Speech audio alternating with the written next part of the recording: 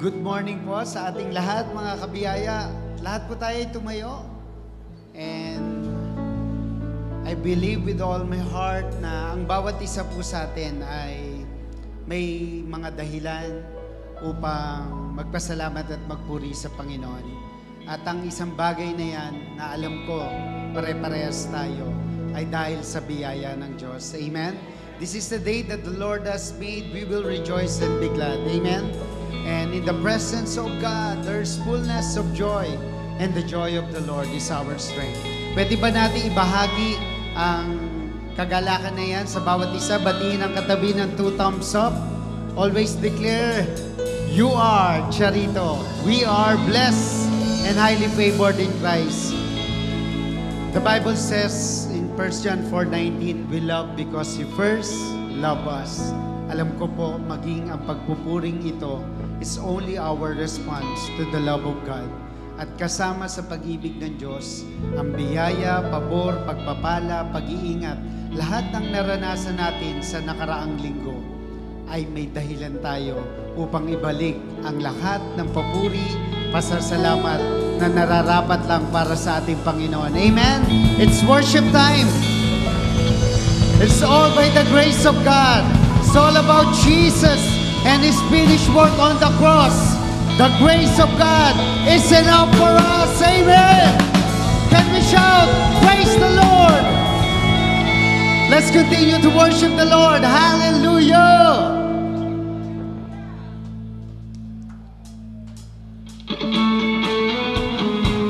Let's clap our hands to our God.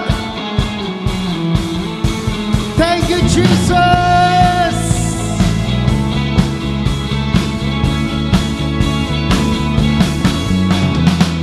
Great is your faithfulness, O God. You wrestle with the sinner's heart. You lead us by still waters and to mercy. And nothing can keep us apart.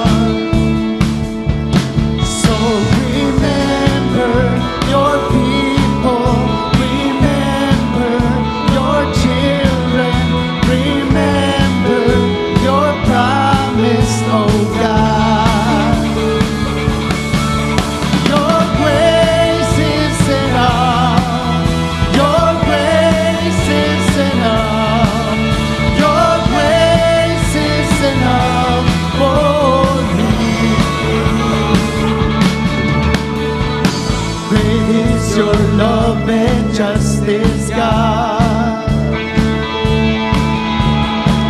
You use the weak to lead the strong. You lead us in the song of your salvation. And all your people sing along. Everybody, so your people, remember your children, remember your promise, oh God. Everybody, let's declare your grace is enough.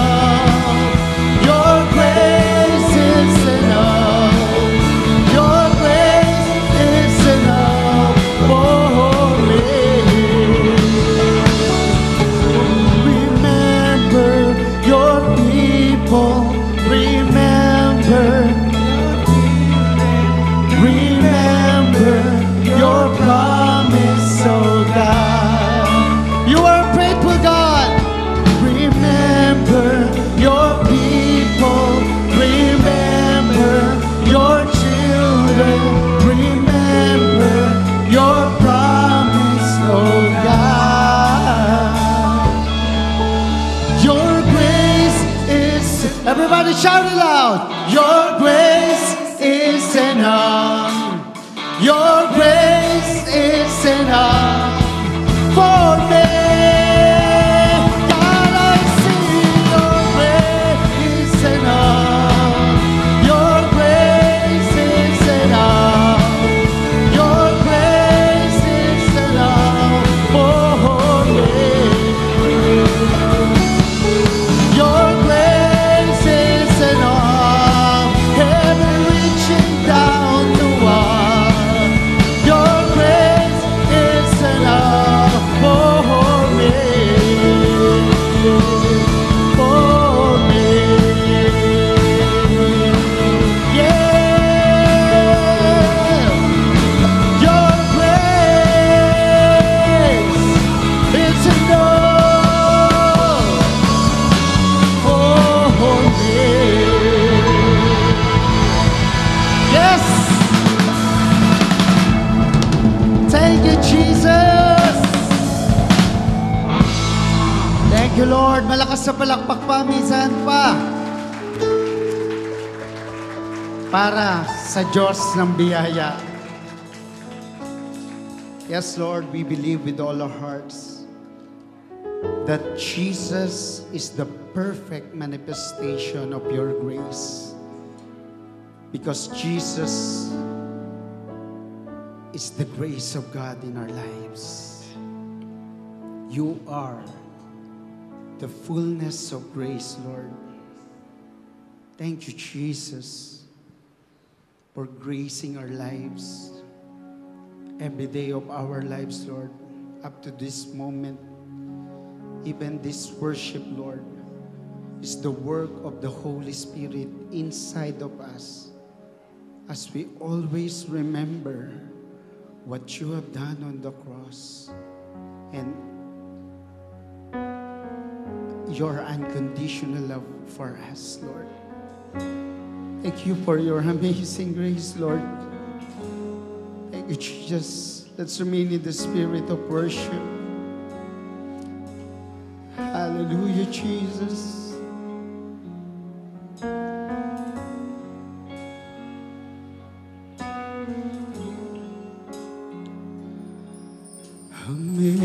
Amazing grace, how sweet the sound that saved a wretch like me.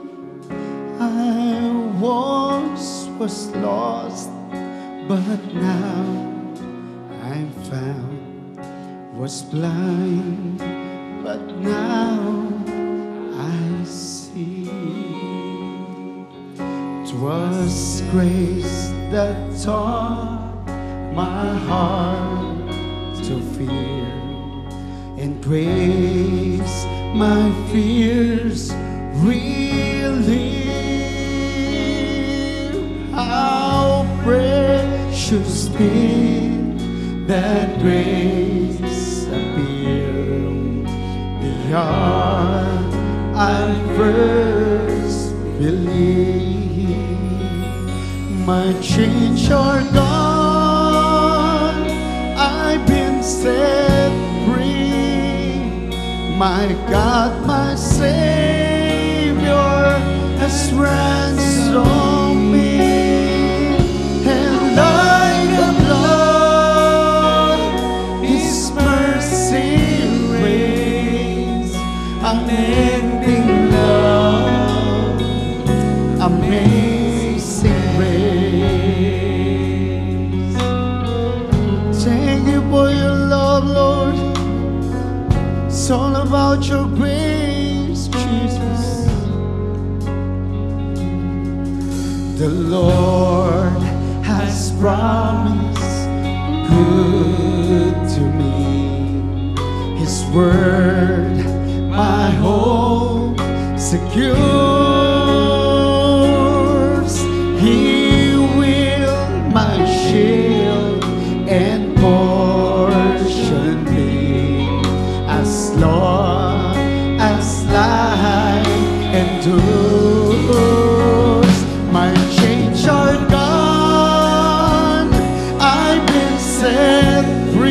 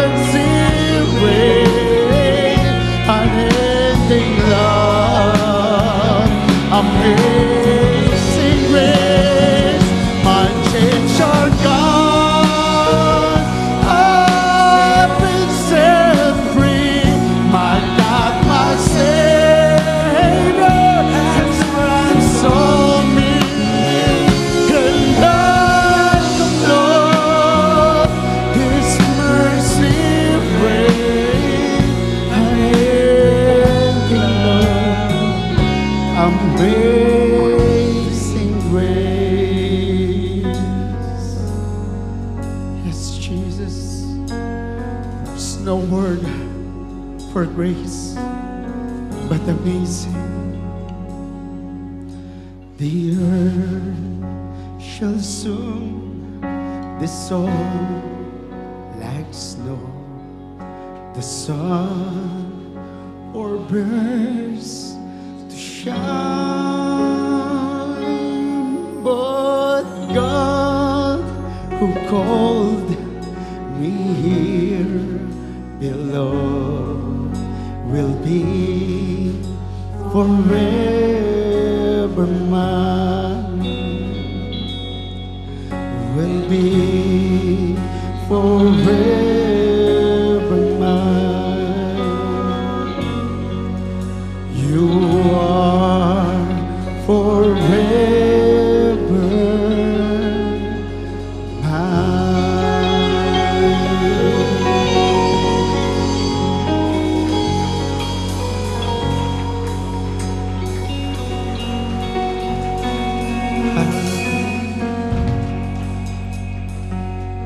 Hallelujah to the Lamb of God who takes away the sin of the world, our sins. You are forever mine. We are forever yours, Lord Jesus. My God, my Savior, has ransomed me, and like a blood, your mercy and love will reign forever. This is an ending love, and this is amazing grace. Thank you, Jesus. Lord, maraming salamat sa sukdulang biyaya mo sa bawat araw ng aming buhay. In every moment of our lives, your grace is sufficient. And truly, Lord, our chains are gone, and we are free to worship and to live in the fullness of your grace. Let's sing it again. The chains are gone, I've been set free. My God, my Savior has ransomed me, and like the blood, His mercy reigns, unending love, amazing grace. Hallelujah.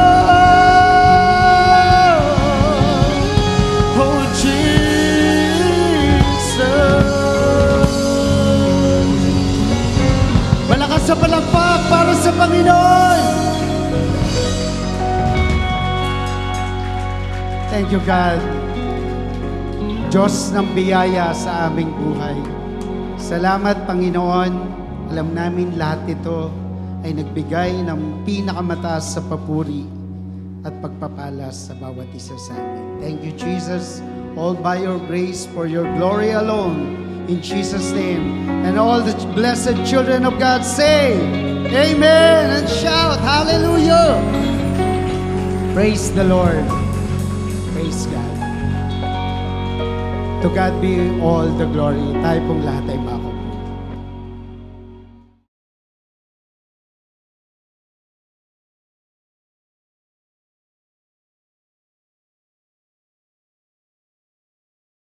Praise the Lord. Praise the Lord. Let's give the Lord a clap of praise. Come on, clap your hands. Make a joyful noise, for the Lord our God is awesome. Everybody shout, praise the Lord. Praise the Lord. Everybody shout, hallelujah. Hallelujah. Isang malakas na clap offering para kay Lord. Praise God. Praise God, praise God, praise God. How are you today? All is well. Pakibati po ang katabi ng 2 thumbs up. You are Charito, blessed and highly favored of God. Do you believe that? Do you always believe that? Do you confess that every day? We should. Let's do that today. I am Charito. I am blessed and highly favored. I am a child of God. Let's give the Lord a clap of praise. Praise God.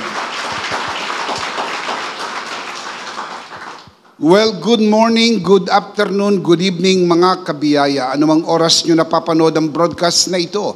Ako po si Bishop Emmy. Ito po ang worship online ng The Lord's Community and EMI Community. And also, joining us online, the EMI Online Season 6 students from different parts of our country, Luzon, Visayas, and Mindanao, and also from over 40 international locations. Welcome everyone. Palakpakan si Lord.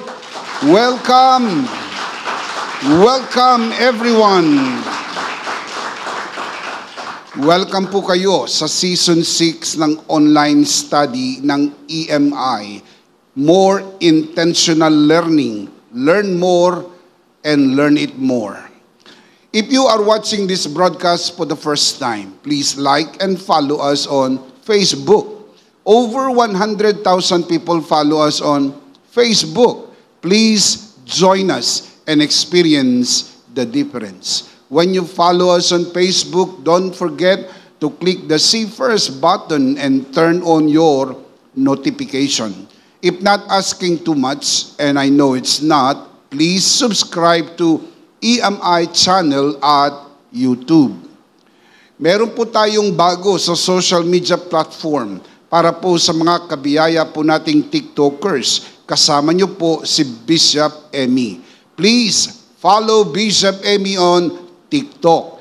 Ito po ay para sa ating nuggets of grace, pira-pirasong biyaya para sa pang-araw-araw na buhay. Mapapanood nyo rin po ang nuggets of grace sa Reels platform ng Facebook. Real Grace Nuggets on Reels. Don't forget to like and share po sana mga kabiyaya. Hindi naman po kayo others. Pagtulong-tulungan po nating ibahagi ang mensahe ng biyaya sa buong Pilipinas at sa maraming bansa gamit ang platform na ito. Piece by piece, we are reaching them one by one. Real Grace Nuggets on Reels.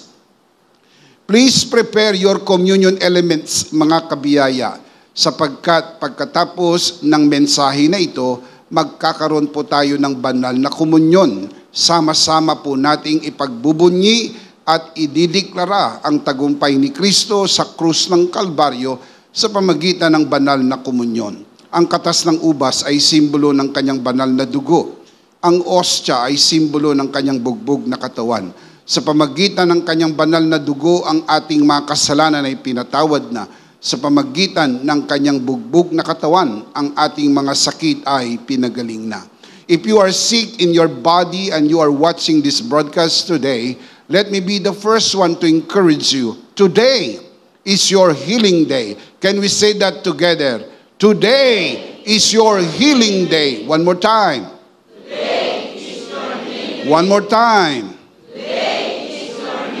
Today is your healing day. We believe that with all of our hearts here at EMI. You are not watching this broadcast by accident. This is by God's divine appointment, and today is your blessing day. Today is your miracle day. Today is your healing day. If you believe that, say amen. Amen. Let me encourage you to worship the Lord with your offering. As it is written, honor the Lord with your wealth. Proverbs chapter 3, verse 9. At the latter part of this broadcast, we will let you know how you can easily give your offering. Palagi ko po itong sinasabi sa inyo mga kabiyaya tuwing linggo. At sana hindi po kayo napapagod ito marinig dahil kung ako naman ang tatanungin po ninyo, hindi po ko napapagod palaging ipaalala ito sa inyo na ang pagbibigay sa gawain ng Panginoon ay hindi po pagbibigay ng kontribusyon, hindi po pagbibigay ng donasyon, hindi po pagbibigay ng ayuda, lalo tigit, hindi po pagbibigay ng limos. Ang pagbibigay sa gawain ng Panginoon ay isang pagsamba. Genesis 22 tells us that giving is worship unto the Lord. That is why we ask you to worship the Lord with your offering. Because the truth is, you are not just watching a broadcast. You are worshiping the Lord with us, and giving is an integral part of your worship. The Apostle Paul writes, each man should give what he has decided in his heart to give, not reluctantly or under compulsion. For God loves a cheerful giver. 2 Corinthians 9:7, palaging tandaan, mga kabiyaya. Walang maliit na halaga na hindi makakatulong. Lahat ng halaga, maliit man o malaki, ay mahalaga at makakatulong. Ang pagbibigay sa gawain ng Panginoon ay dapat bukal sa puso, kusang loob, at hindi napipilitan. Just to say this from our hearts here at EMI, thank you for giving to the Lord. Thank you for joining us online. Thank you for watching. Thank you also for inviting your friends and sharing this grace-filled and life-changing broadcast. Much, much appreciated. Before we dive into the pool of spiritual learning today, just to let you know, if you are near our worship center, here at the very entrance of NLEX, Valenzuela exit, Paso de Blas, Valenzuela City, we would like to invite you to come and worship the Lord with us in one of our 4 services here at EMI. 6 a.m., 8 a.m., 10 a.m., and 3 p.m. Come, join us, and experience the difference. And thank you so much for joining us via online. Maraming salamat din po mga kabiyaya sa lahat ng naparito sa araw na ito para sumamba sa Panginoon sa Espiritu at katotohanan. Palakpakan po natin ang Panginoon.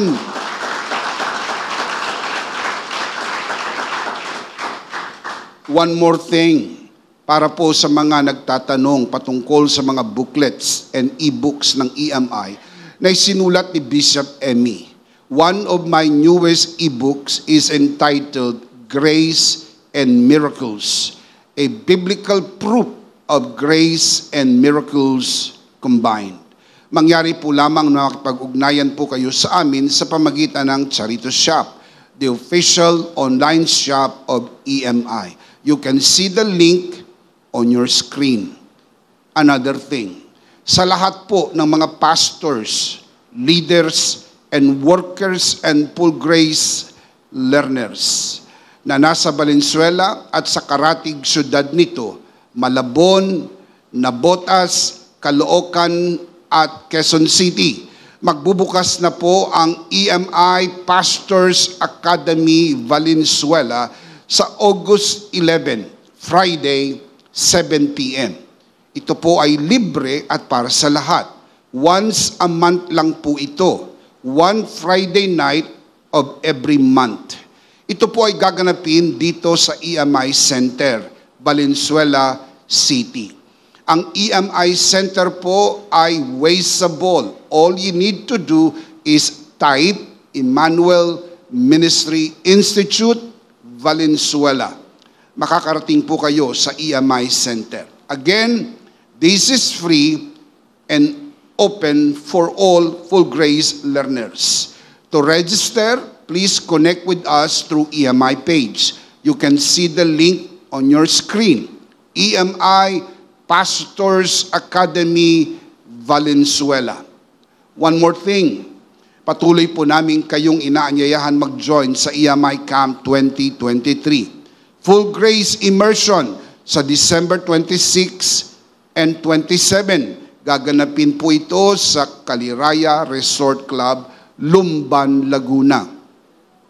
If you register and pay ahead of time, you will get a 500 pesos discount only until the end of July or for the first 500 campers, whichever comes first. Please register now. Malapit na po ito sapagkat ito ay sa December 26 and 27. For more information regarding EMI Camp 2023, please contact the Registrar, Pastora Jam Domingo. Tuloy-tuloy po ang registration. You can see the link on your screen. Pagkalipas ng pandemya, EMI Camp na po ulit tayo. Promise mga kabiyaya, masayang-masaya po ito sa biyaya ng ating Panginoon. Palakpakan po natin si Lord. Hallelujah! One last thing, for our EMI Online Season 6 students who are joining us today, don't forget to check your attendance at EMI Season 6 classroom. You can see the link on your screen. Please like and comment present. Don't forget to indicate your location. Also, remember to do your live application paper, LAP, after the broadcast. Maraming salamat po. We are going to continue our series on The Bible Explains, Part 103. For EMI Online Season 6 students, this is your Session 10. This is our last session for Season 6. Officially, EMI Online Season 6 ends tonight. But EMI broadcast will continue every Sunday, 8 p.m. here at EMI Online TV through EMI page. Hope you will join us again next season, Season 7, and every broadcast hereafter. Today we're going to talk about the gifts of the Holy Spirit. Today, I will give you the overview on the gifts of the Holy Spirit. But in the next season, Season 7, I will discuss the full details. Today, just an overview, just an insight into what the Bible teaches about the gifts of the Holy Spirit. Let's commit this first to the Lord. Let us pray. Our dearest Father in heaven, we are so very thankful for how you have gathered us today. Thank you for the wonderful time of praise and worship. Truly, we can sing from our hearts, Amazing Grace, how sweet the sound. It saved a wretch like me. I once was lost, but now I'm found, was blind, but now I see. Thank you for your amazing grace. We commit to you this learning time as we always do, and even as we always pray. Everything that will be said and done only for your glory and for the blessing of everyone. This we pray, Father, only in the name of your Son, our Lord and Savior, Jesus Christ, by the power of the Holy Spirit. And everybody would just simply say, Amen. Palakpakan si Lord. Amen and amen. Before we proceed, again, please get a copy of my 2 newest ebooks about the Holy Spirit. This is my last call. Kumuha po kayo ng kopya ng bagong release na ebooks entitled The Spirit of Grace and the Works of the Holy Spirit. You can get your copies together with over 100 titles of ebooks through Charito Shop, the official online shop of EMI. You can see the link on your screen. Let's begin. Categorically, there are 2 main Greek words used in the New Testament in reference to spiritual gifts. The words are charismata and domata. I want to say that again. Charismata and domata. Ang katuruan ng Biblia tungkol sa spiritual gifts ay mababasa po natin sa 3 major passages of the Scriptures. 1 Corinthians 12, Romans 12, and Ephesians chapter 4. 2 Greek words ang ginamit. Ang una ay charismata. This refers to gifts of the Holy Spirit to the believers. You can read that in 1 Corinthians chapter 12, verse 7 to 11. Also, Romans chapter 12, verses 6 to 8. The other Greek word is domata. This refers to gifts of Christ to the church. You can read that in Ephesians chapter 4, verse 8 to 13. We'll discuss this in full details next season. I just want you to know na mayroon pong dalawang Greek words na ginamit sa New Testament. Charismata, gifts of the Holy Spirit to the believers. Domata, gifts of Christ to the church. Today, I want to share with you 10 fundamental truths about spiritual gifts. Dahil ito po ay overview, and this is some kind of introduction coming to season 7. That is why I am encouraging you to continue your study in the next season. And also you can invite your friends to join us in this journey of learning. Today, I will be sharing with you 10 points, 10 fundamental truths about spiritual gifts. Number 1, only believers have spiritual gifts. Only believers have spiritual gifts. Ang espiritual na kaloob ay para lang sa mga mananampalataya. In short, kung hindi ka mananampalataya, walang espiritual na kaloob. Dahil walang espiritual na buhay, dahil hindi ka tinatahanan ng Espiritu Santo. Ang mananampalataya na na-born again ay tinatahanan ng banal na Espiritu. At ang kaloob ng Espiritu Santo ay para sa Kanya. Don't confuse spiritual gifts with natural talents. Magkaiba po yun. Yung natural talents, inborn.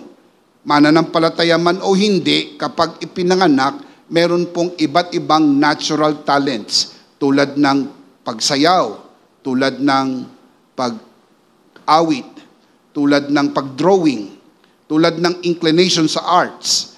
Mayroon po mga bata na mula pa nang sila isilang, ito po'y very evident na po sa kanila.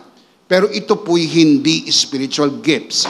Ito po ay natural talents. Hindi po ito spiritual gifts. Ang natural talents ay makikita ninyo sa di mananampalataya at sa mananampalataya.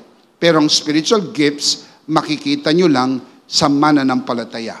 Only believers have spiritual gifts. 1 Corinthians chapter 2 verse 14. Whoever does not have the Spirit cannot receive the gifts that come from God's Spirit. Again, whoever does not have the Spirit, referring to the Holy Spirit, cannot receive the gifts that come from God's Spirit, referring to the Holy Spirit. Such a person really does not understand them. Them referring to spiritual gifts. They are nonsense to him because their value, referring to spiritual gifts, can be judged only on spiritual basis. Ang di mananampalataya ay spiritually dead. Dahil siya po'y spiritual na patay, walang spiritual na buhay, wala po siyang kaunawaan sa mga spiritual na bagay, at hindi po siya makakatanggap ng anumang spiritual na kaloob, spiritual na kaunawaan, o spiritual na mga bagay na kaloob lamang sa mga mananampalataya.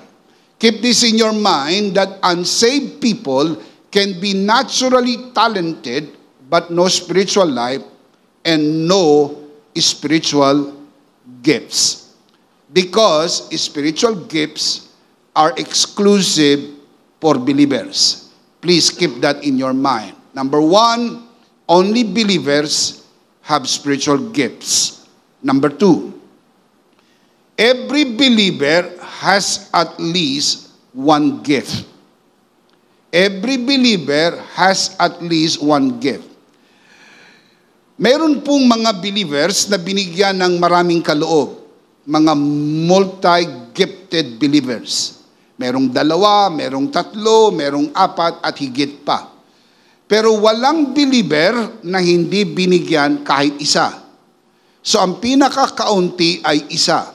Dahil itong mga kaloob na ito ay magagamit natin sa paglilingkod natin sa Panginoon. Kaya kung ikaw ay walang spiritual na kaloob, wala kang magagamit sa paglilingkod mo sa Panginoon. Kaya niloob talaga ng Diyos sa kanyang karunungan, lahat ng mananampalataya ay mayroong kaloob. At least one gift. Yung iba po ay 2, 3, or even more gifts. Mapalad po sila. Hindi po dapat mainggit yung binigyan ng isa doon sa binigyan ng dalawa o higit pa. Because the Bible also teaches, too much is given, much is required. Kaya po kung marami ang naipagkaloob sa kanya, ika nga, good luck. Maraming sasagutin ka sa Panginoon. Pero ang bawat isa ay binigyan ng kaloob. At least, isa. Tungkulin mong alamin kung ano ang iyong kaloob para maggamit mo ito sa paglilingkod. 1 Corinthians chapter 7, verse 7. Actually, I would prepare that all of you were as I am. The Apostle Paul is a multi-gifted apostle. I wish, sabi niya, wish ko lang. I wish I would prepare that all of you were as I am. But each one has a special gift from God. One person, this gift, another one, that gift. Singular. This gift, that gift. Kaya ang pinakakaunti ay isang kaloob. Pero tandaan, mayroong kang kaloob. Tuklasin mo ito, alamin mo ito, pagyamanin mo ito, gamitin mo ito, sapagkat ito'y pagkakataon maipaglilingkod mo sa ating Panginoon.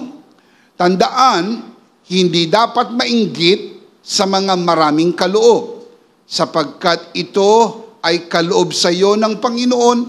Ang ating mga kaloob hindi nagdidetermine ng ating posisyon. Ito'y nagdidetermine ng ating pangsyon. Kaya hindi dapat magkaroon ng inggitan. Walang superiority dahil meron siyang maraming kaloob. Hindi ka inferior dahil isa lang ang iyong kaloob. Ang ating mga kaloob ay pangsyon. Ang posisyon natin sa harapan ng Panginoon, regardless of how many gifts you have, pantay-pantay lang tayo sa harapan ng ating Panginoon. Can you say amen to that? Palakpakan natin ng malakas si Lord. Hallelujah. 1 Corinthians 12:7. Now to each one, the manifestation, referring to gift, because the context of 1 Corinthians 12, referring to spiritual gifts. Now, to each one, the manifestation, singular, the manifestation, referring to gift, of the Spirit is given for the common good. Ibig sabihin, ang pinakakaunti ay isa. Pero lagay sa isip, every believer has at least one gift. Mayroon kang kaloob, alamin mo ito, pagyamanin mo ito, at gamitin mo ito para sa kapurihan ng Panginoon. Can you say amen? Number 3, no one receives all the gifts. That is fundamental truth. No one receives all the gifts. Walang tao, walang Kristiyano na lahat ng kaloob ay nasa kanya. Pag nasa iyo ang lahat ng kaloob, edi wow. Wala pong ganun. Lagay sa isip, walang Kristiyano na lahat ng kaloob ay nasa kanya. Dahil kung nasa iyo lahat ng kaloob, all sufficient ka. Imagine, hindi mo na kami kailangan. Hindi ka na parte ng katawan. Ikaw na ang katawan. Kung nasa iyong lahat. Pero tandaan, walang tao ng lahat ng kaloob ay nasa kanya. Pwedeng marami siyang kaloob. pero hindi lahat. Iba ba yung marami sa lahat? Mayroong mga Kristiyano multi-gifted and even multi-talented. Pero hindi po lahat ng kaloob, hindi rin lahat ng talento ay nasa Kanya. Sa karunungan ng Diyos, dinisign niya talagang ganito upang mangailangan tayo sa isa't isa. Kailangan natin ang iba naman kailangan tayo sapagkat ang ating kaloob ay nakakakumpleto sa iba. Ang kanilang kaloob nakakakumpleto naman po sa atin. That how the body works. Kaya ang katawan ni Kristo ay magandang katawan sapagkat iba't ibang parte, pero ang bawat parte ay mahalaga. Can you say amen? 1 Corinthians chapter 12 verse 27 following verses. The Apostle Paul writes, "Now you are the body of Christ, and each one of you is a part of it." Each one of you is a part of it. Bahagi tayo ng katawan. Hindi tayo ang katawan. Bahagi tayo ng katawan. Bawat sa atin ay bahagi ng katawan. Verse 28, in the church, God has appointed, first of all, apostles, second, prophets, third, teachers, then workers of miracles. Also those having gifts of healing, and those able to help others, and those with gifts of administration, and those speaking in different kinds of tongues. Verse 29, are all apostles? Yes or no? Are all apostles? No. Are all prophets? No. Are all teachers? No. Do all work miracles? No. Do all have the gifts of healing? No. Do all speak in tongues? No. Ang problem ko lang, sa ibang mga charismatic at Pentecostal, ang sagot nila, yes. Dapat daw lahat nag-speaking in tongue. Nagtataka naman ako, sa lahat ng tanong na ito, ang sagot no, bukod tangi, doon lang sa do all speak in tongues, sabi nila, yes. The answer is still no. Do all interpret? No. Bakit? Sapagkat ang speaking in tongue ay isang kaloob.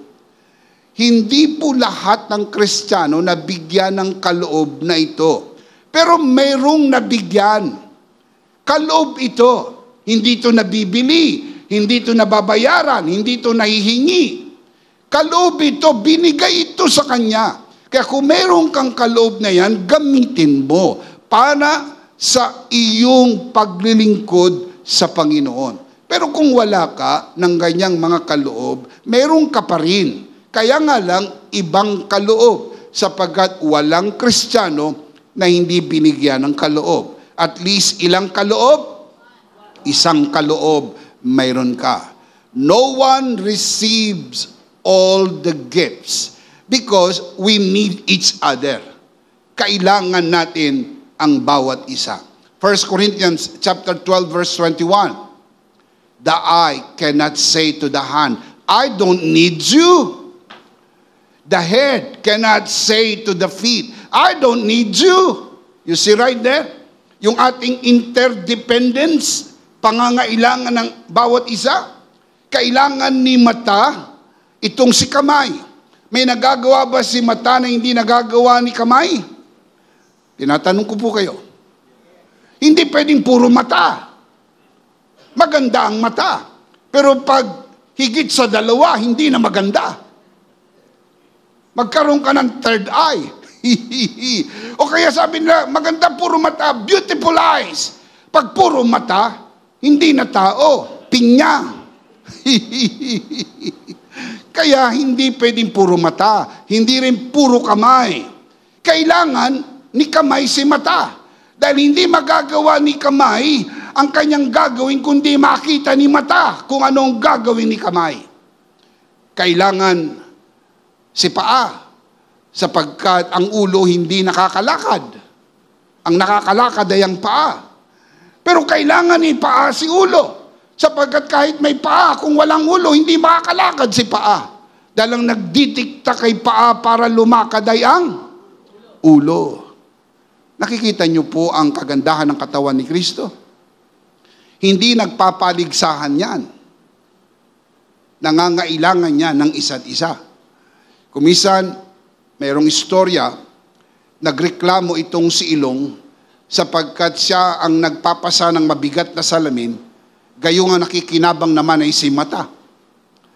So nagpasa siya ng kanyang complaint. Sabi niya, mula ngayon, ayaw ko nang magpapapatong sa akin, ha?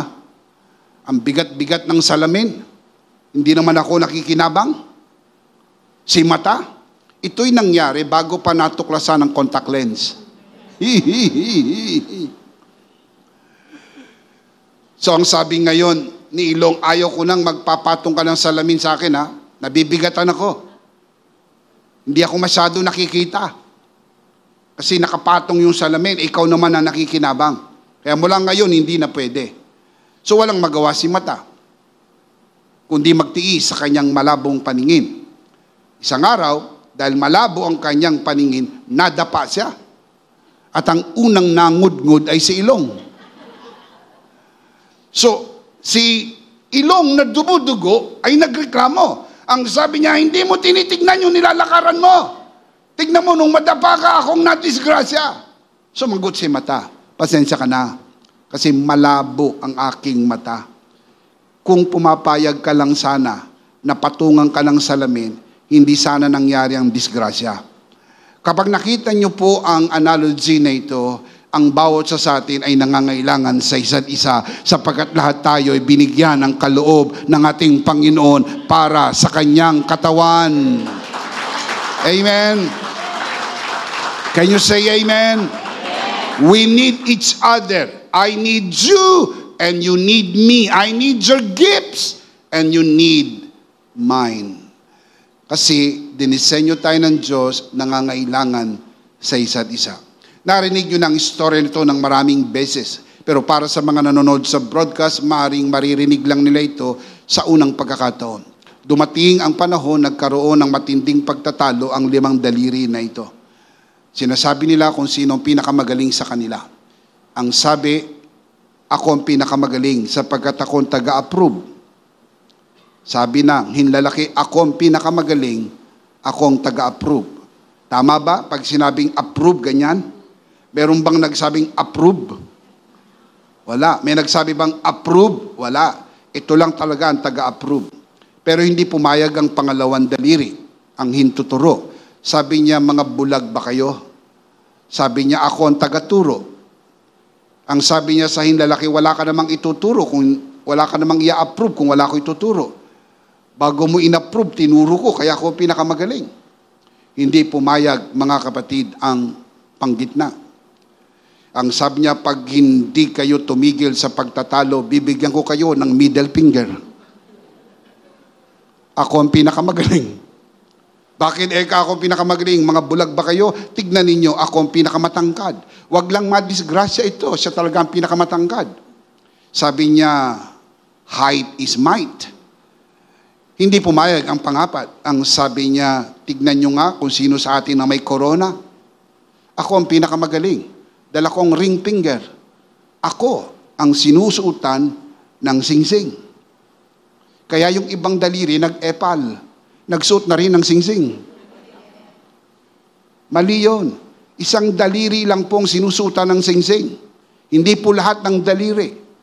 Ito lang ang tinatawag na palasingsingan. Pag ang lahat ng daliri ay nagsuot ng singsing, lahat ng daliri mo palasingsingan. Kaya pag tinanong ilan ang iyong ring fingers, I have 5 ring fingers. Sapagkat lahat sinutan mo ng singsing. Hindi. Mali yun. Hindi pumayag ang panlima. Pero sabi niya, may problema ako. Wala akong may pagmamalaki. Bukod sa ako ang pinakamaliit, ako pa ang pinakapayat. Sabi niya, paano ko kaya ipagmamalaki ang aking sarili? So tumahimik na lang siya. Hanggang isang araw, sabi niya, sige na, kayo na talaga ang pinakamagaling. Pero tandaan ninyo, pag nawala ako, pangit kayo. Totoo naman, kahit gaano kaganda ang 4 na daliri, pag inalis mo ang panlima, ang tawag sa'yo si putol. Subukan mong suotan ang pinakamagandang singsingan palasingsingan, pinakamalaking diamante.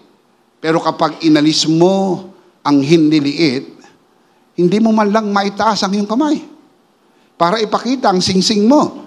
Sapagkat ang sabi, wah, putol! Bakit? Sapagkat may parte sa katawan ni Kristo na hindi masyadong magamit. Pero pag isinama mo, may pakinabang sapagkat bahagi tayo ng isang magandang katawan. Shout amen. Shout amen.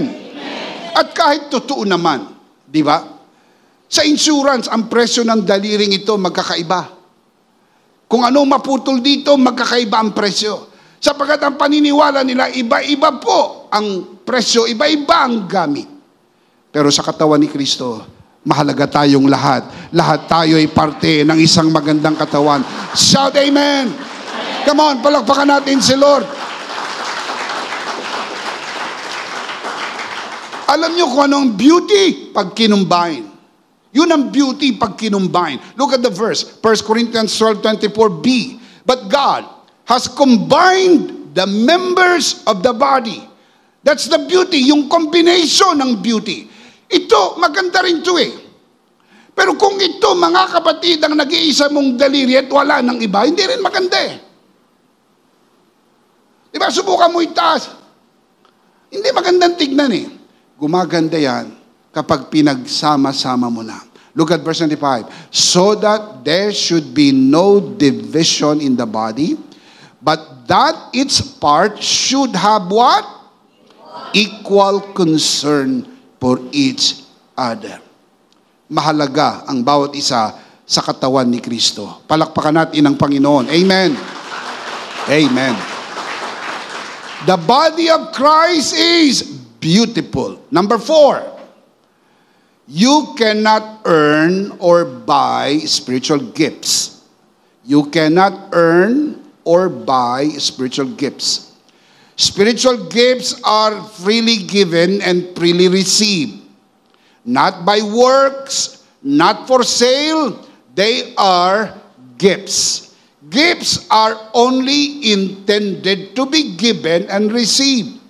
Yun lang talaga ang regalo. Walang bayad, binibigay, at tinatanggap lang. Ephesians chapter 4 verse 7, each one of us has received a special gift in proportion to what Christ has given. 2 important words there. Receive, given. Given, receive. Yun pong spiritual gifts. Hindi binibili. Hindi binabayaran, hindi pinagtatrabahuhan. It is given and it is received. Now look at this from the New Living Translation. Same verse, Ephesians 4:7. However, He has given each one of us a special gift through the generosity of Christ. Sa kanyang kasaganaan, ibinibigay niya ang kaloob. Hindi binibili, hindi hinihingi, hindi po hinihiram, hindi po ipinagbibili. Ito po ay regalo mula sa kayamanan ni Kristo. Now look at this from the Living Bible. Ephesians 4:7, same verse. However, Christ has given each of us special abilities. Whatever He wants us to have out of His rich storehouse of gifts. Whatever He wants us to have. So kung ano ang gusto niyang ibigay sa iyo, yun ang kaloob na matatanggap mo. Kilala ka ng Panginoon bago ka pa ipinanganak. Yun pong kaloob na ibinigay sa iyo ay bagay sa personality mo. Bagay sa natural talent mo. meron ka natural talent, yung spiritual giftings na ibinigay sa'yo ng Panginoon, either lalong may enhance yung natural talent mo, at lalo namang magagamit mo yung spiritual gifts mo because of your natural talents. Kaya alam ng Diyos kung anong bagay para sa iyo. You cannot earn or buy spiritual gifts. Keep that in your mind. Acts chapter 8 records a story of Simon Magus, who thought that he could buy the gifts of God.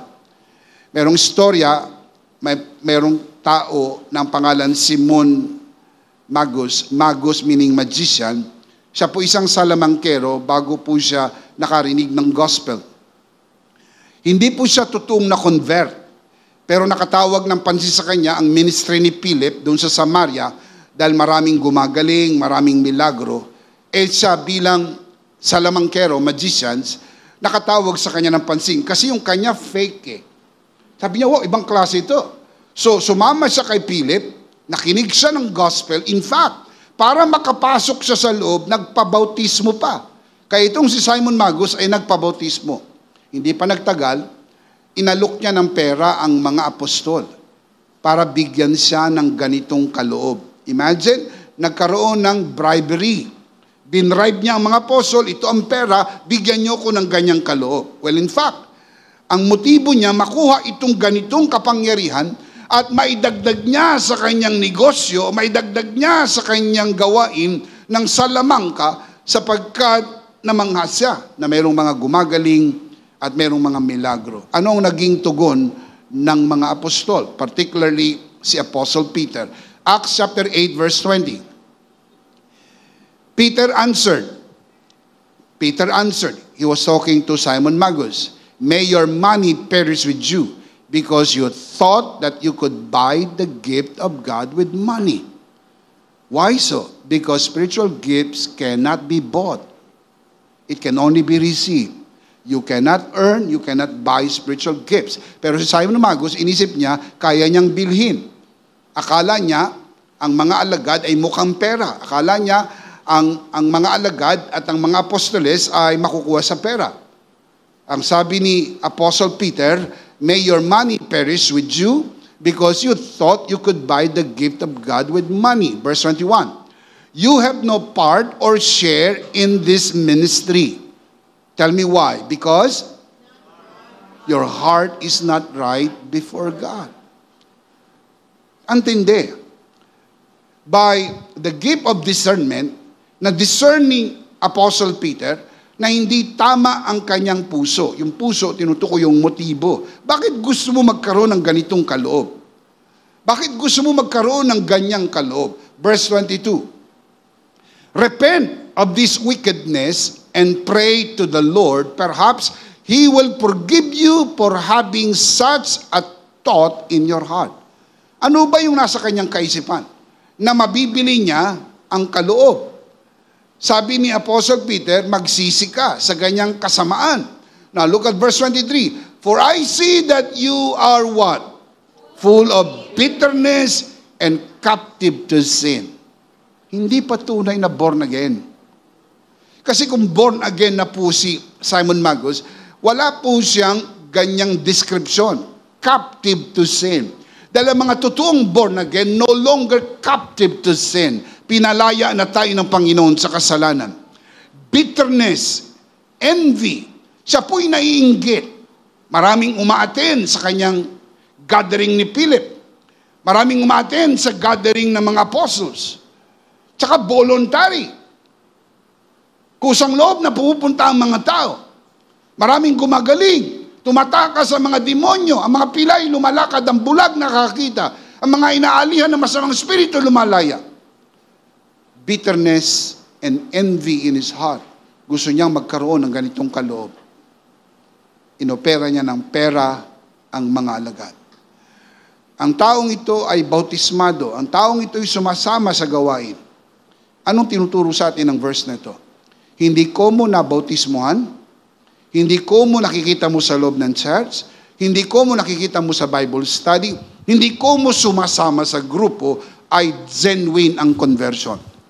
We do not want to be judgmental, but we want to be as accurate as it can be. Walang nakakaalam ng taong tunay na converted, kundi ang kanyang sarili at ang Panginoon lang. You cannot judge people. I cannot judge people. But you can judge yourself. You know kung genuine ang iyong conversion. Sabi po ng Romans 8:16, the Spirit bears witness with our spirit that we are God's children. How do you know that you are God's child? You should know. No one should tell you. You should know automatically. It's an inside testimony of the Holy Spirit. You know and that you know and that you know that you are truly a child of God. And a child of God does not have this bitterness and this captivity to sin and this thought of buying the gift of God. Sapagkat bakit mo bibilhin ang kaloob kung meron namang kaloob na ibinigay sa iyo ang Panginoon? Can you say amen? You cannot earn or buy spiritual gifts. Number 5, the Holy Spirit decides what gifts you receive. The Holy Spirit decides what gifts you receive. Not the church, not the pastor, not the bishop. Hey, not even you. Hindi ikaw ang mag-decide what gifts you receive. It is a sole determination of the Holy Spirit what gift or gifts you receive. Let me show you 1 Corinthians 12:11. It is the one and only Holy Spirit who distributes these gifts. He alone decides which gift each person should have. Who decides? The Holy Spirit.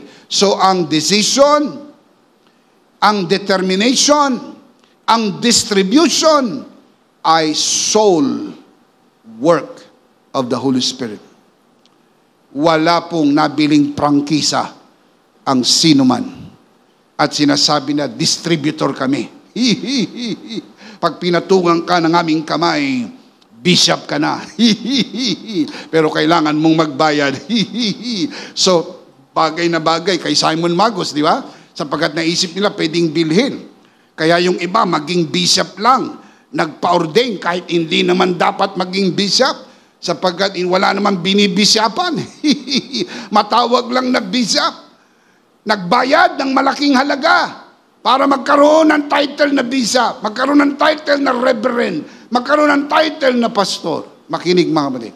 Hindi po ako laban sa kung ikaw ay tunay na bishop. Dahil ang bishop, merong ino-oversee ng mga pastor. Hindi po ako laban kung ikaw po ay pastor, meron kang ino-oversee na congregation. O ikaw ay tawaging reverendo o whatever title you want to have. Hindi po ako laban. As long as it is given to you voluntarily and you did not buy it. Hindi mo yan binili. Yan ay kusa na ibinigay sa iyo as an affirmation of the body. Naniniwala ang group of pastors, naniniwala ang group of leaders, naniniwala ang mga mananampalataya na ikaw ay merong calling at ikaw ay merong pagkatawag galing sa Panginoon. Pero kung yan po ay decision lang ng board, decision lang ng blackboard, hindi po yan affirmed ng Scripture. Sino lang ang nagdi-decide? Ang Holy Spirit. Sino lang ang nagdi-distribute? Ang Holy Spirit.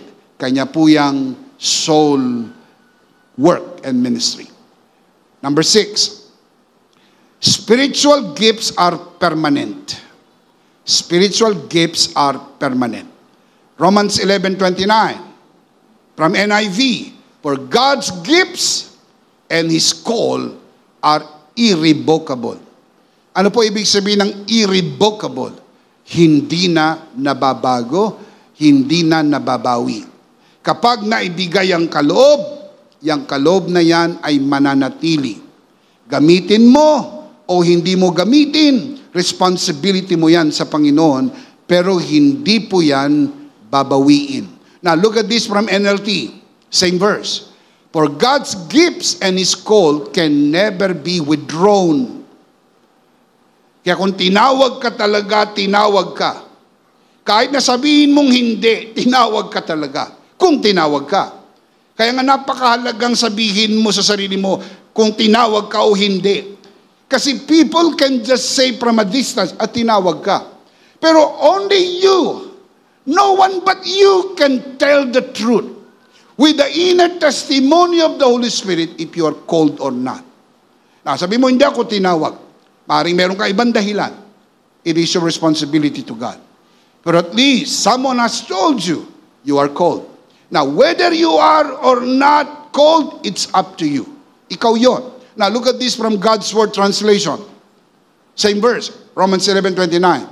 God never changes His mind when He gives gifts or when He calls someone.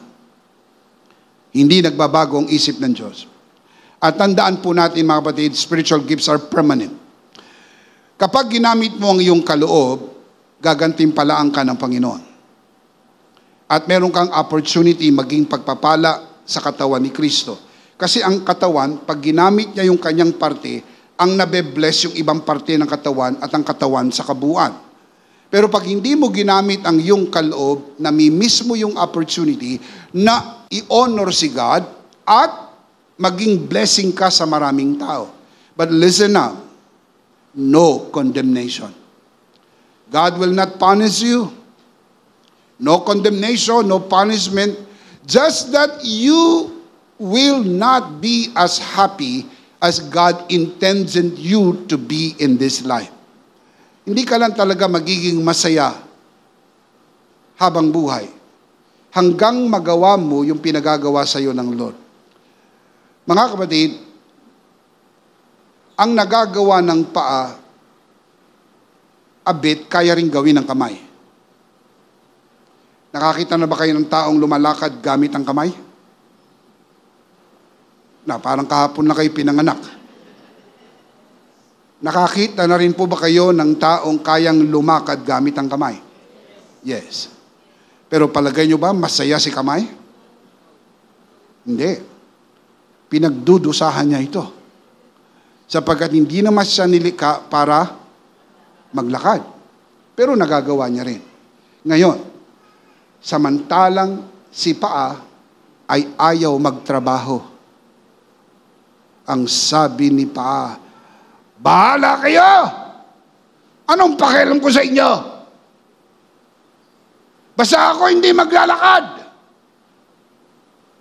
Kaya ang ginawa ni kamay, naglakad. So si kamay ang naglalakad. Mga kapatid, pag hindi mo ginamit ang iyong kaloob, may mga naapektuhang parte ng katawan ni Kristo. Merong mga dapat na be-bless sa ministry mo. Pero hindi mo ginamit. May mga dating masaya dahil sa ministry mo. Pero hindi mo ginamit. Ngayon, makinig pong maigi. Under grace, no condemnation. Under grace, no punishment. But let me just tell you this. No greater joy than this. To be able to use your gifts for His glory and for the blessing of the body of Christ. Hindi po yan kayang tumbasan ng pera. Kahit ang buong yaman ng mundo ibigay sa iyo, mas masaya ka pa rin kapag nagagamit mo ang kaloob na ibinigay sa iyo ng ating Panginoon. Amen. I believe that with all of my heart. I believe that. Kaya po, makikita nyo may mga tao na nagpapasya sa mga malaking desisyon ng buhay nila to decide to serve the call of God. Kasi hindi yan nawi-withdraw. Hindi po yan nare-revoke because spiritual gifts are permanent. Pag binigay yan, dyan na yan forever. You will answer it to God. You will not go to hell because you did not use your gifts. No condemnation, no punishment. Pero dito sa lupa, nung ikaw ay nabubuhay, hindi mo nagamit ang iyong kaloob. Sayang. Mas marami pa sanang naligtas. Mas marami pa sanang napagpala. Mas marami pa sanang natuto. Mas marami pa sanang na-bless. Only if you use your gifts. Can you say amen? Number 7. You need to develop your spiritual gifts. Meron kang spiritual gifts. You need to develop. Now, let me show you the verse. 1 Timothy chapter 4, verse 14. Sabi ni Apostle Paul kay Pastor Timothy, do not neglect the spiritual gift that is in you, which was given to you when the prophets spoke and the elders laid their hands on you. Do not neglect. Sa Tagalog, huwag mong pabayaan. Bakit niya sasabing huwag pabayaan kung walang nagpapabaya? Hindi ba? Kapag sinabing huwag mong pabayaan, mayroong nagpapabaya. That's why sabi niya, do not neglect. Huwag mong pabayaan. May calling ka. May tawag sa iyo ang Panginoon. May kaloob na binigay sa iyo ang Panginoon. You know that you have tested that for so many years. Hindi mo pwede sabihin, mga batid, na wala. You will be lying to your teeth kung alam mo sa puso mo na mayroon. Si Timoteo ay may pagkatawag ng pagpapastor, meron siyang kaloob ng pagtuturo, kaya ang sabi sa kanya ni Apostol Pablo, do not neglect. 2 Timothy chapter 1 verse 6, sa pangalawang sulat niya, ganito naman ang sinabi niya, this is why I remind you to fan into flames what? The spiritual gift God gave you when I laid my hands on you. Una, do not neglect. Pangalawa, fan into flames. Ano ibig sabihin ng fan into flames? Diba kapag meron kayong gusto manatiling nagniningas, pinapaypayan ninyo? Fan into flames meaning use it, maximize it, develop it, amplify it. Di ba ang baga, kapag pinaypayan mo, nagiging apoy? Maximize it. Use it to the fullest. Kung ikaw ay may gift of teaching, enhance that gift and be the best teacher that you can ever be. Kung ikaw ay may calling ng preacher, develop it and be the best preacher that you can ever be. Ano man ang iyong kaloob, gamitin mo. Kung ikaw ay may kaloob ng pananalangin sa may sakit, humanap ka ng may sakit. Lahat ng may sakit, patungan mo ng iyong kamay. Sapagkat yan ang iyong kaloob. Gamitin mo ang iyong kaloob. Sapagkat biyaya ng Panginoon yan sa atin. Can you say amen? Number 8, spiritual gifts are given to help the church. Kaya mayroong mga spiritual na kaloob para tulungan ang iglesia ang magawa ang kanyang misyon. The church is here and not yet in heaven for a purpose. Isang araw dadali ng church sa langit at mapapasa Panginoon tayo magpakailan-kailan pa man. And you ask the question, why we're still here? Ba't hanggang ngayon nandito pa rin ang church? Sapagkat may purpose ang church. Mayroong misyon ang church. Make disciples of all nations, baptizing them in the name of the Father and of the Son and of the Holy Spirit. Teaching them to obey everything I have commanded you. Lo, I am with you always to the very end of the age. So anong purpose ng spiritual gifts? So we can help the church. Not a church. Not a local church. Let me show you. 1 Corinthians 12:7. The Holy Spirit displays God's power through each of us as means of what? Helping the entire church.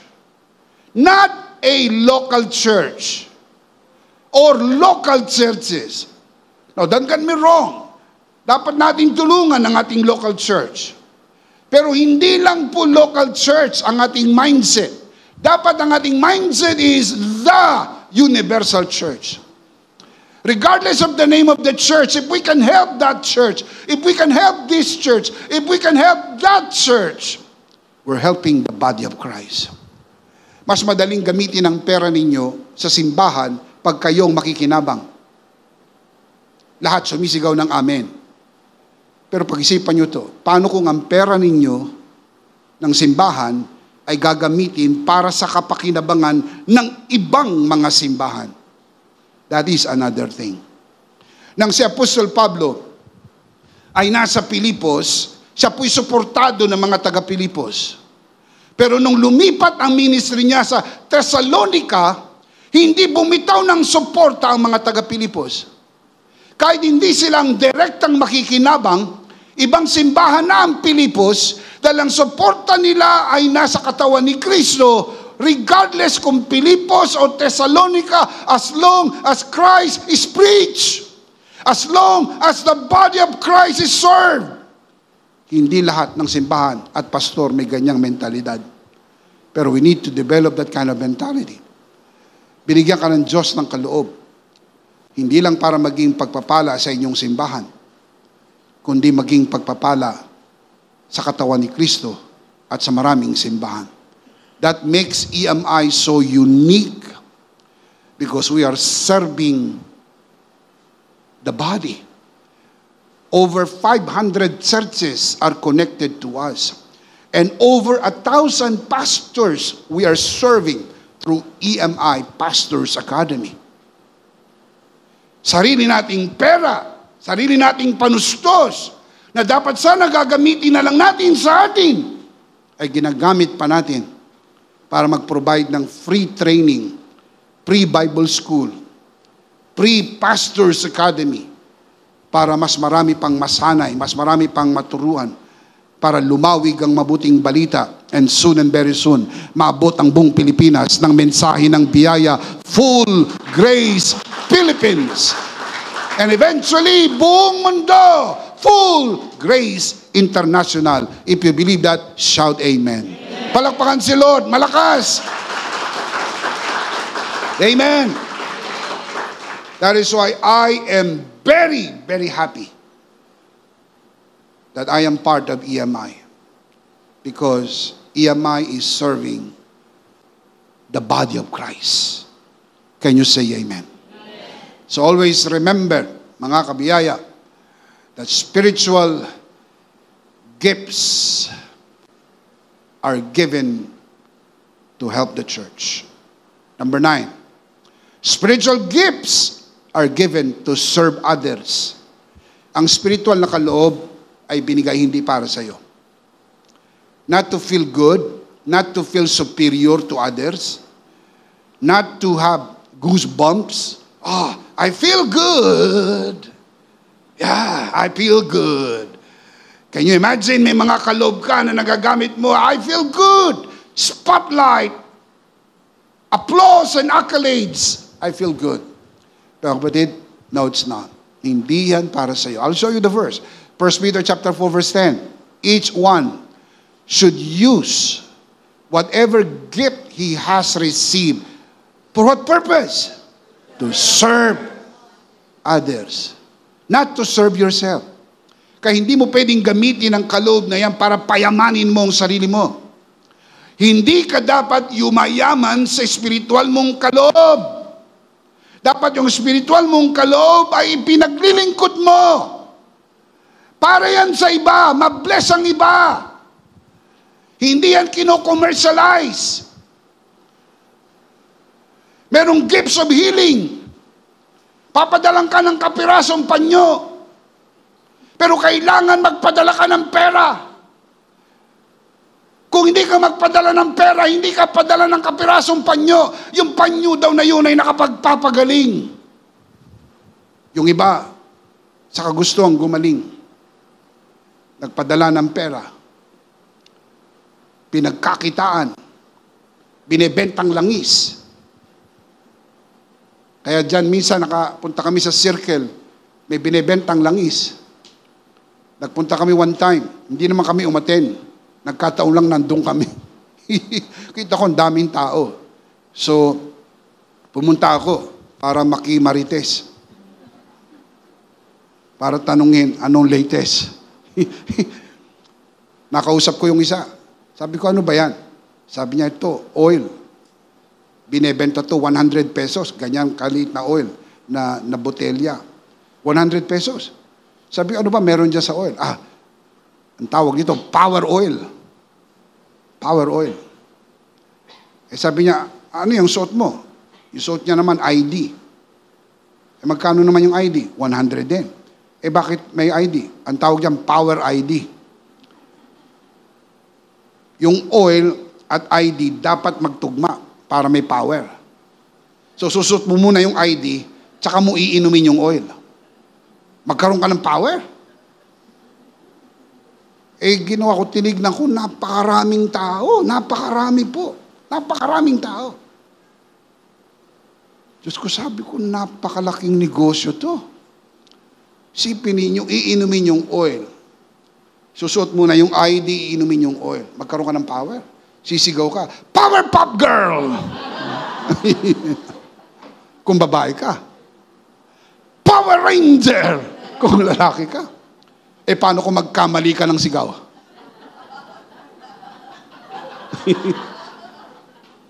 Mga kapatid, babala ko lang po, mag-ingat kayo, lalo na sa mga nanonood sa broadcast, doon sa mga komersyalismo. Ginagawang komersyo ang spiritual na kaloob.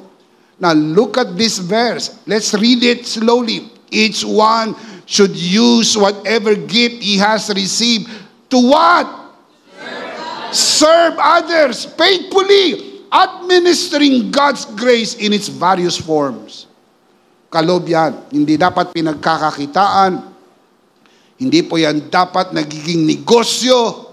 Yan po'y paglilingkod sa Panginoon at paglilingkod sa kapwa. Can you say amen? Number 10, I'll close with this.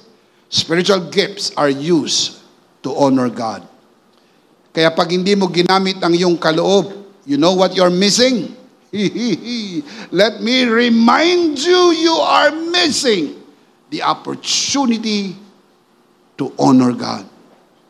And that's the desire of our hearts. Na ma-honor natin si God. And then you're missing it. Look at the verse. Now look at the verse. I'll give you the context, then we'll look at verse 11. Galing po ang 11 sa 10. Alam niyo po ba yon? Good. Very good, very good. 1 Peter 4:10, each one should use whatever gift he has received to serve others faithfully, administering God's grace in its various form. Now look at verse 11. If anyone speaks, yun yung kanyang kaloob. Magsalita. If anyone speaks, he should do it as one speaking the very words of God. If anyone serves, yun ang kanyang kaloob, maglingkod. He should do it with the strength God provides. Look at the purpose. So that, in all things, God may be praised or worship or honor through Jesus Christ. To Him be the glory and power forever and ever. Amen. Kapag ginagamit mo ang iyong kaloob, naluluwalhati mo ang Diyos. Can you imagine the many times you are worshiping God through the use of your gifts? You're honoring God. Huwag mong i-miss yan. Walang kasing saya. Hindi lang paglinggo tayo sumasamba. Kahit anong araw, kapag ginamit mong yung kaloob, sumasamba ka na sa Panginoon, naglilingkod ka na sa Panginoon, at binibigyan mo siya ng kapurihan. Shout amen. All right, let's see them again. All 10 fundamental truths about spiritual gifts. This is our introduction to the next season. Because next season, season 7, we will explore the different spiritual gifts in full details. At least, magandang introduction, malinaw na sa atin ang 10 fundamental truths na ito. 5 po ito. Umupo ng maayos, isuot ang sinturong pangkaligtasan. Basahin natin ng malakas. As in, malakas, sabay-sabay. Ready? Number 1. Only believers have spiritual gifts. Number 2. Every believer has at least one gift. Number 3. No one receives all the gifts. Number 4. You cannot earn or buy spiritual gifts. Number 5. The Holy Spirit decides what things to receive. Number 6. Spiritual gifts are permanent. Number 7. You need to develop your spiritual gifts. Number 8. Spiritual gifts are given to help the church. Number 9. Spiritual gifts are given to serve others. And number 10. Spiritual gifts are used to honor God. 10 fundamental truths about spiritual gifts The big idea is, in Christ, I have received spiritual gifts. Are you in Christ? You have received spiritual gift or gifts. Use it by His grace for His glory. Of course, we do not want to end this broadcast without giving you, who are watching this broadcast, the opportunity to receive Jesus today. Hindi ka maaaring magkaroon ng kaloob malibang maging anak ka muna ng Diyos. Tanggapin mo ang Espiritu Santo at mula rito, ipakikita sa iyo ng Espiritu Santo kung anong kaloob ang ibinigay niya sa iyo. Kung nais mong tanggapin ang Panginoong Jesus at maligtas, today is the day of salvation. Receive Jesus today and be saved. Kung nais mong tanggapin ang Panginoong Jesus sa iyong puso, manalangin tayo. Taas natin ang ating dalawang kamay. Samahan po natin ang ating mga bisita na nanonood sa broadcast na ito at sa lahat ng narito sa bulwagan na ito. Let us pray. Manalangin tayo. Panginoong Jesus, ako po'y makasalanan. Hindi ko po kayang iligtas ang aking sarili. Ako'y mapapahamak ng hiwalay sa iyo. Narinig ko po ang mabuting balita. Ako po'y naniniwala.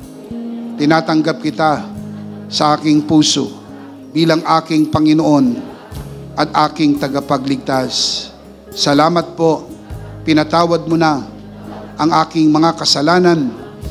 Isinulat mo na ang aking pangalan sa aklat ng buhay. Sa pangalan ni Jesus, Amen.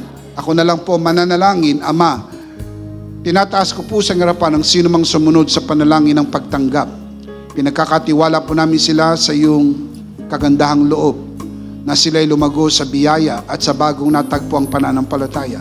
Sa pangalan ng Panginoong Jesus, tayong lahat ay magsabi ng Amen. Palakpakan si Lord. Amen. Praise God. Praise God. Kung tinanggap mo ang Panginoong Jesus sa iyong puso bilang Panginoon at sarili mong tagapagligtas, mula po dito sa EMI, nakikigalak po kami at nais naming sabihin, welcome to the family of God. Palakpakan si Lord. Welcome. Welcome. Now you have the Holy Spirit inside. In just a matter of time, you will discover the wonderful gift or wonderful gifts that the Holy Spirit has given you. Because in Christ, you have received spiritual gifts. All of us, in Christ, we all receive spiritual gifts. Can you say amen? Palakpakan natin si Lord. Hallelujah. Thank you, Jesus. Ihanda po natin ang ating banal na komunyon. Tayo po ay nanalangin at idideklara ang tagumpay ni Kristo sa pamagitan po ng banal na komunyon.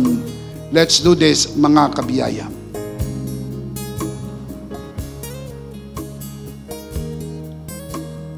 Let's do this together, mga kabiyaya. Hawak-hawak po natin ang pinakamakapangyarihang simbolo ng tinapos na gawa ni Kristo sa krus ng Kalbaryo.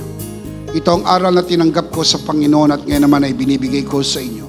Nang gabing siya'y pagkanuloy dumampot siya ng tinapay, kanyang pinagpira-piraso at kanyang sinabi, ito ang aking katawan na pinagpirapaso dahil sa inyo. Gawin niyo to bilang pag-alaala sa akin.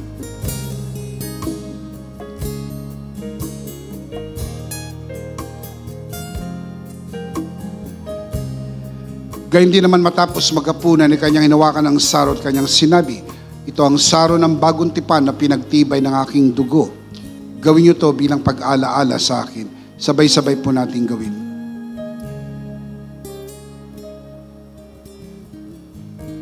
Ate po itaas ang ating dalawang kamay at sumunod tayo sa panalangin na ito. Aming Ama, maraming salamat po sa aming Panginoong Jesucristo. Panginoong Jesucristo, maraming salamat po sa iyong banal na dugo na iyong itinigis sa krus ng Kalbaryo. Dahil po dito, lahat ng aming kasalanan ay iyon ang pinatawad. Maraming salamat po sa iyong katawan na nabugbog at nasugatan. Dahil po dito, lahat ng aming sakit ay yun ang pinagaling. Gaya ng nasusulat, sa iyong mga sugat, ako'y magaling na. Ako'y naniniwala, ako'y magaling na. Aking idinideklara, ako'y magaling na. Ako'y malusog, malakas, masigla, pinagpala, pinaburan, at mabubuhay ng mahaba. Sa pangalan ni Jesus, maraming salamat po, Banal na Espiritu, sa iyong kapahayagan sa mensahe ng biyaya. Sa pangalan ng Panginoong Jesus, Amen. Amen. Palakpakan si Lord. Hallelujah. Thank you, Jesus. Isang beses pa, malakas, sabay-sabay. Ano po ang ating big idea? One more time. In Christ, I have received spiritual gifts. Are you in Christ? Amen. You have spiritual gifts you receive from God. Before we finally end, I would like to thank all the EMI online students who journeyed with us throughout Season 6. What a journey it has been. Thank you very much. We'll see you next season, Season 7. Of course, we'll see each other every Sunday here at EMI Online TV broadcast. But we want to let you know, thank you, and we love you. Palakpakan po natin ang ating mga kamag-aral. Last of all, let me speak to your heart. If this broadcast has blessed you, and if not asking too much, I would like you to bless this ministry with your love gift, so that all together we can reach the world with the message of full grace. From the bottom of our hearts here at EMI, we would like to say thank you for giving to the Lord. We'll see you next Sunday, purposely on site, but definitely we'll see you again online. Ako po si Bishop Emmy, kasama po si Pastora Jo at ang kabuuan ng The Lord's Community at EMI Broadcast. Maraming salamat po. Stay a bit for more announcement. Stay blessed, stay connected. Always remember, in Christ, you are Charito!